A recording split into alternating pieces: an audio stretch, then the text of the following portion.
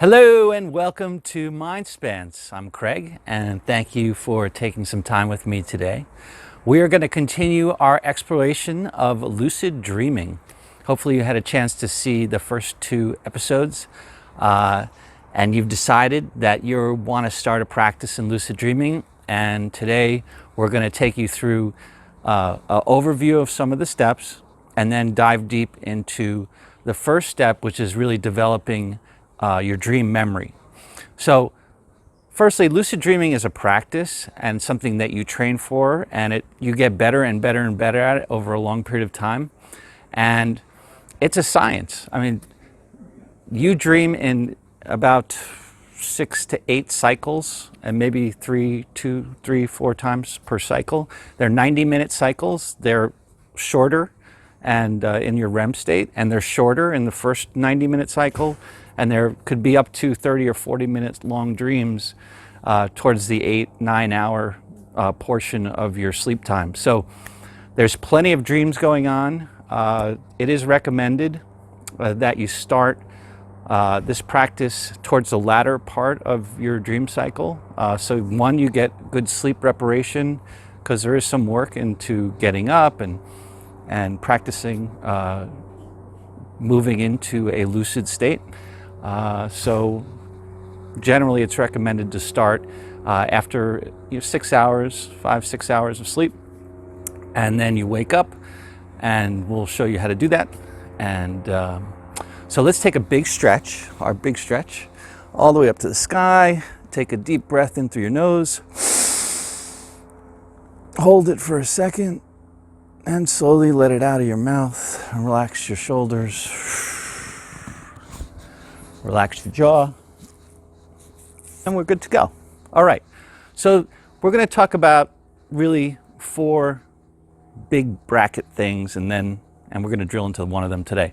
So one, when you're starting a practice, the first thing you got to do, and most people say, I don't remember my dreams. So there's a process by which you can learn to remember your dreams, and we're going to talk about that in detail today.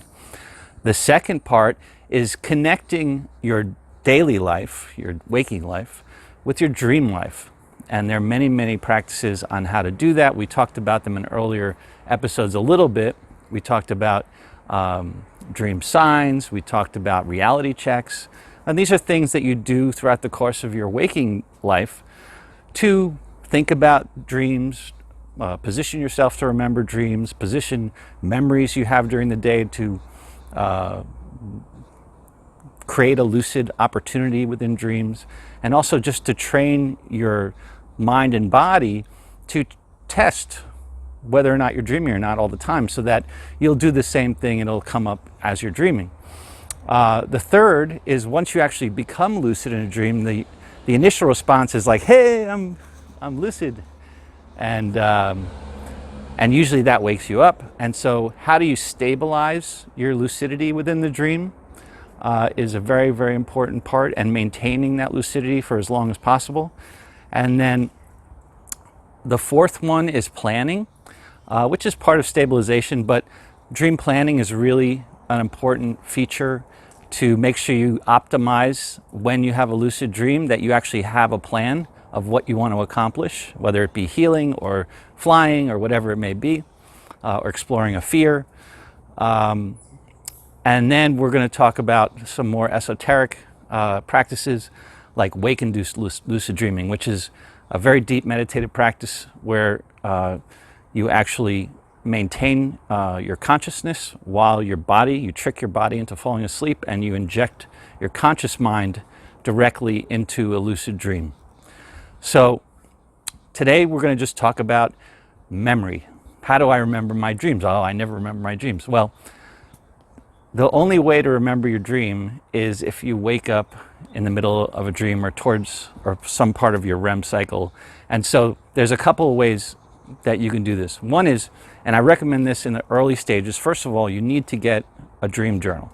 It's just a piece, any paper, pad, and a pencil or pen, preferably something that has a little light on it. So I don't really recommend using a phone or things like that, because the light is very bright and sort of disturbs you. So something that's peaceful, that you can get to easily, and you could just jot down notes. And in the beginning, we're not going to do anything special.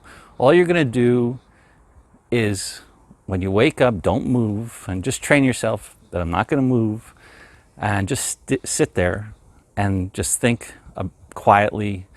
Don't engage too much, but think quietly about whatever you were dreaming about, and try to walk through it and back through it. Try to fill in a little bit of detail if you can. But whatever you remember, after a few minutes of this, just write that down. And it could be just a few things, like I was walking in a forest, or I was afraid. And there's some great teachers who actually, I was just watching a video, Lama Lodro. He has some YouTube videos that are really great. He's a great Tibetan Buddhist monk. Very approachable in terms of the way he speaks.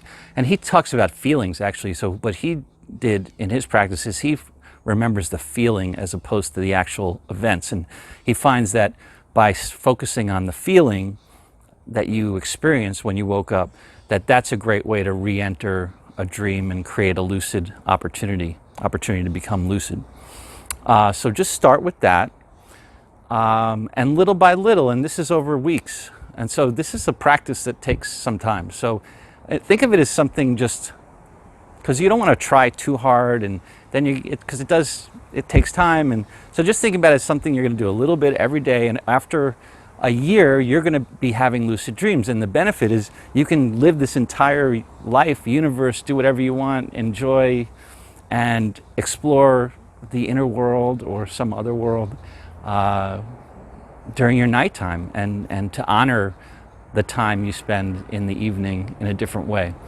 So it's well worth it to take the time to explore this practice. So just in the beginning, take simple notes, and then during the evening before you go to bed, reread your notes and think and tell yourself that I really want to remember my dreams. I'm going to remember my dreams. This affirmation of remembering your dreams. I'd love to become lucid in my dream. You don't even maybe know what that means yet, but just keep saying that to yourself, and do some brief meditation. You can look at some of my other videos or listen to a guided meditation, which we have those as well on the channel. And just open yourself up and relax your body and relax your mind. And in that state, tell yourself, I want to remember more dreams. I am dedicated to this practice. And those affirmations are really going to be helpful to retraining your brain to build your dream memory. And you'll see that over time, you'll remember more dreams, and you'll remember more detail about the dreams. And you'll realize that when you wake up in the later parts of your sleep, that the dreams are more vivid.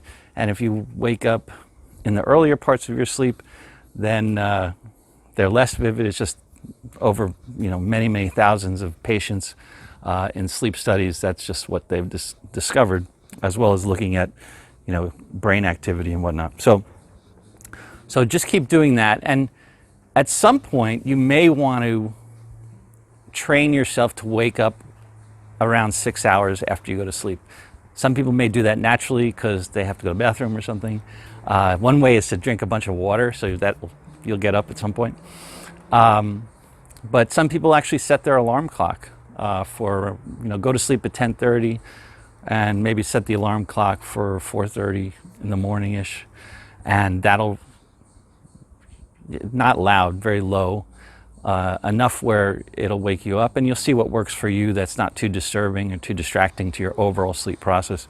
But that'll start to train you, and eventually you won't need that anymore. Some people use a light. There, you can buy them. They're like a red light, and that red light will sort of flash, and it tends to penetrate your dream. Over time, you'll realize that when you see that red light sort of show up in your dream, that it'll be a sign that you're dreaming, and it may wake you up initially, and then maybe be an opportunity to create a lucid event. So these are the things that we do to train our mind to remember more of our dreams, to remember more detail of our dreams. And that's a really important thing to do, because those are going to be the jump-off points. The more detail we bring into these dreams, we're going to then at night or in the middle of the night, when we wake up and go back to bed to start our lucid practice, we're going to use those previous dreams as an entry point into lucidity, because we will have recognized those as dream signs, we'll have tracked our dream signs. And then also, when you have enough fodder, enough dreams, you'll start to notice things, dream signs like, oh, that's a weird pink elephant flying or whatever. Or there's a rug in my room that's from a room when I was a kid, or I'm in school when I'm definitely not at school anymore. So there are all these things, and we'll go through each one of all of those in later videos. But for now, purely, very simple, focus on getting a book and writing down your dreams as much as you can. Don't stress out about it. It's very peaceful. During the day, tell yourself you want to remember your dreams. If you have time, do some of these reality checks. And the reality checks are really simple. Just push against the wall or push against your hands, or look at clocks real fast. And in dreams, your hands will go through each other, they'll go through the wall. And we'll talk much more about that in a later video. But those are good things to practice now, because it takes time for your waking body to adopt for your sleeping body to adopt the waking body practices. So keep doing that. And I wish you a great day, and more importantly, an adventurous and great evening of sleep. This is a practice of honoring the sleep. In dream yoga, it's a practice of preparing yourself eventually for death, through your journey through what they call the bardo, or the middle land between when you die and when you get reincarnated, if you believe in that. And it's a way of navigating and being comfortable, training yourself to be comfortable in the environment and making good choices in that environment to carve your path through the journey post the death of our physical body. So with that, all good stuff. Be patient with your practice. Be patient with yourself, and be patient with everyone around you. Have an amazing day. Thank you again for taking some time with me. Subscribe to the channel, like it, share it, and I'll see you real soon. Have a great day.